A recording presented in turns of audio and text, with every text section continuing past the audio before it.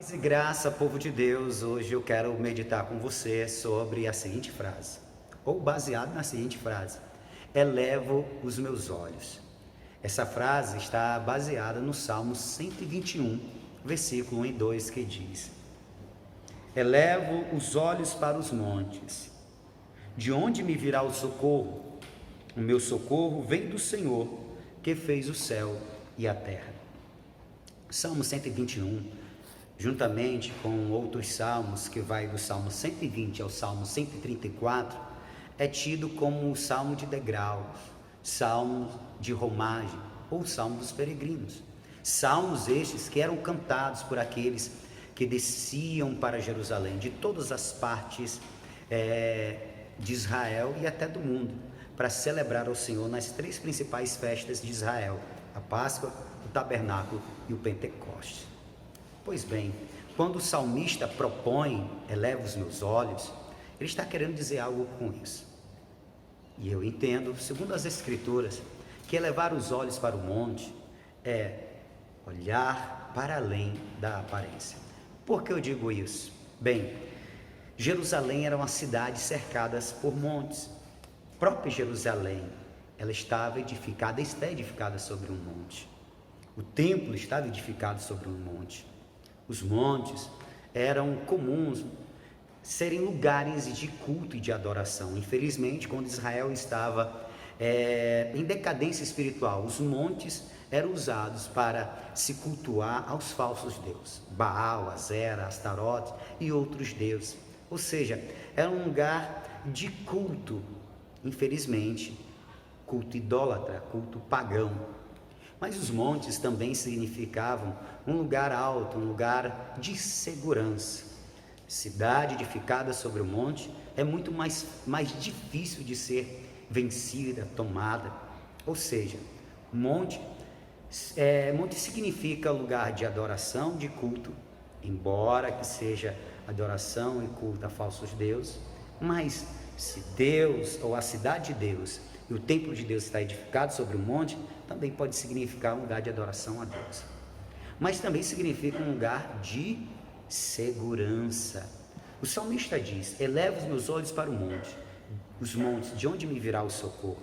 Bem, o socorro não vem dos montes, o socorro vem do Senhor que fez os céus e a terra. Não vem dos montes aonde é cultuado os falsos deuses.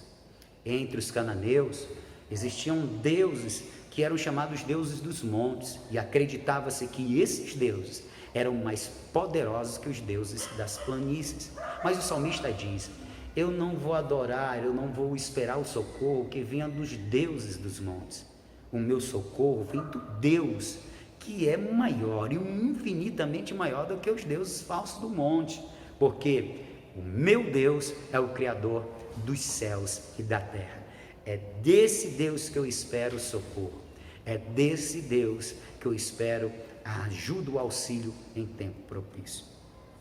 Pois bem, então olhar para o alto, elevar os olhos, significa olhar para Deus e colocar nele a esperança, colocar nele a confiança, em tempos difíceis, em tempos de luta, em tempos de guerra, em tempos de perigo, em tempos de escassez, em tempos de fome, em tempos de morte, em tempos de peste como esse. A proposta do salmista é: eleve os seus olhos, ou seja, também deixe de fixar a tua visão no que é aparente, no que está bem diante de teus olhos.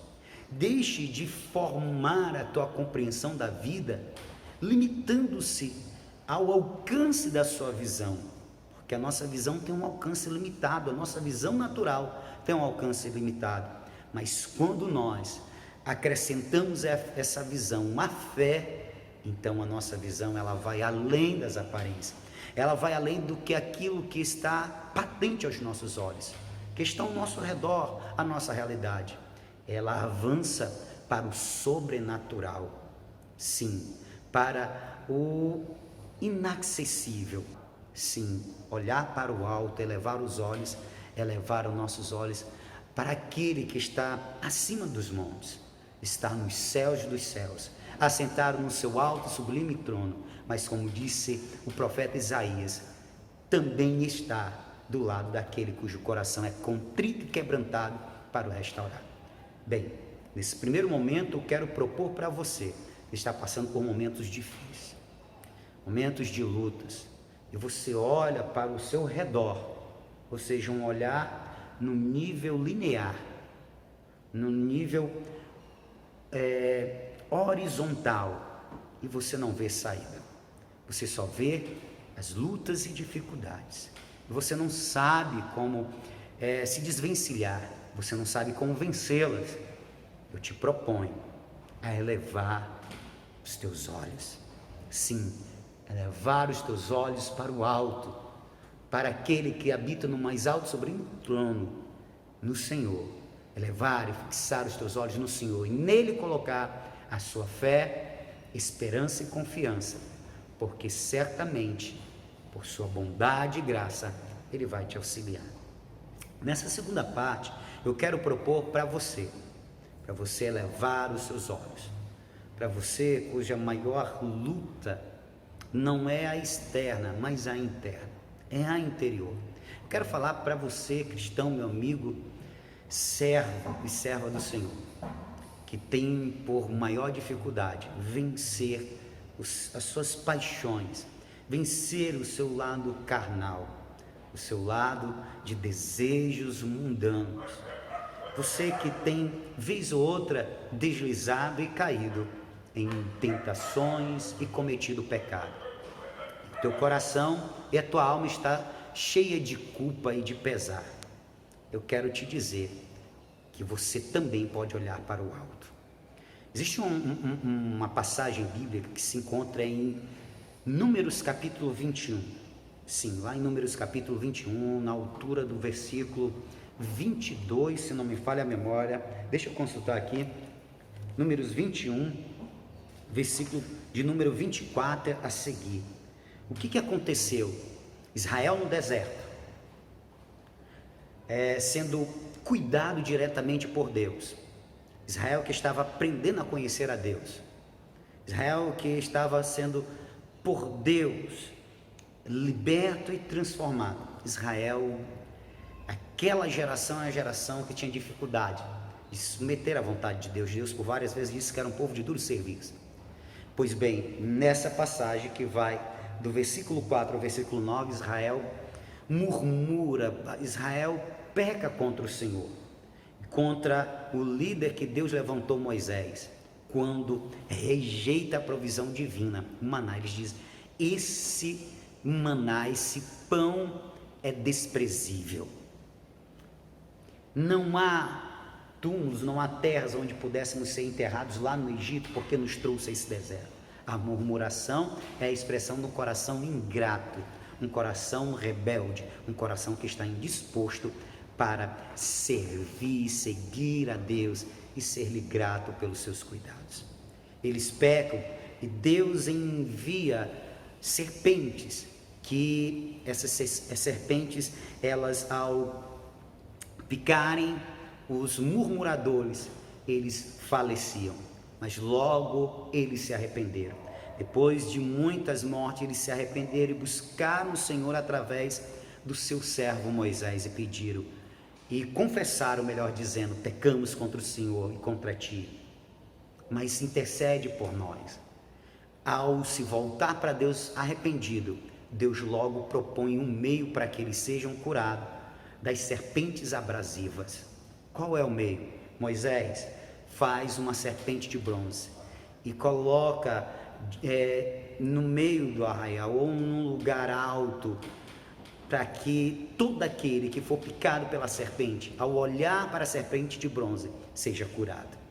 Ou seja, o que fez Moisés? Moisés fez a serpente de bronze e colocou ela numa haste, ou seja, num pedaço de madeira, num tronco alto, para que em todos os lugares do arraial, quando alguém fosse picado pela serpente, pudesse olhar para a serpente de bronze e ser curado. E todos que assim faziam eram curados.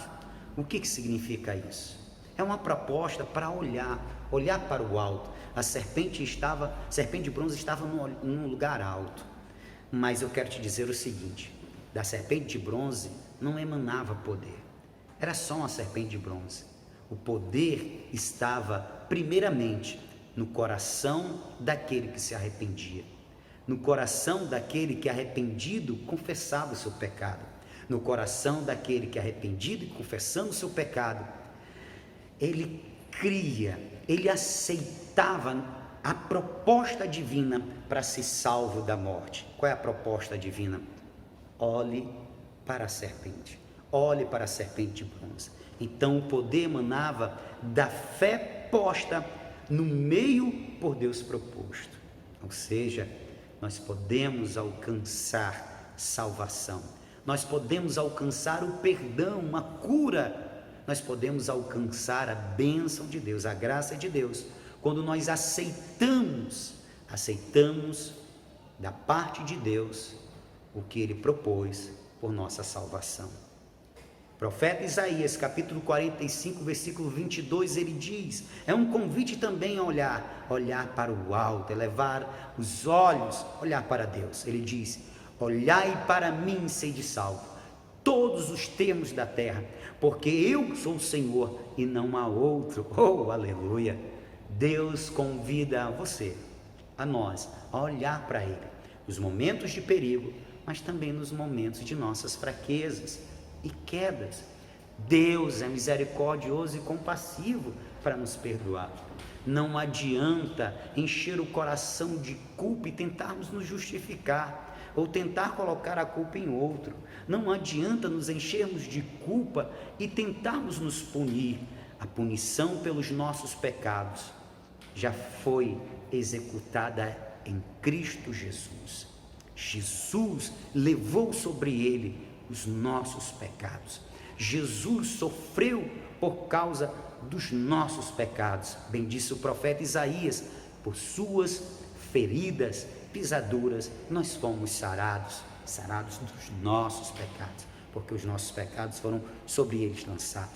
É por isso que o próprio Cristo disse, falando a Nicodemos, capítulo 3, e versículo 14 e 15 de João, ele disse, assim como a serpente foi levantada por Moisés no deserto, o Filho do Homem também será levantado, para que todo aquele que nele crê não pereça, mas tenha vida eterna. O que quis Jesus dizer com isso é que ele, semelhantemente àquela serpente, também seria levantado, e ele foi levantado na cruz, não numa haste, não uma serpente de bronze, mas o próprio Filho de Deus, se apresentando tanto como a oferta e o ofertante, a oferta e o sumo sacerdote que apresenta a oferta pelos pecados.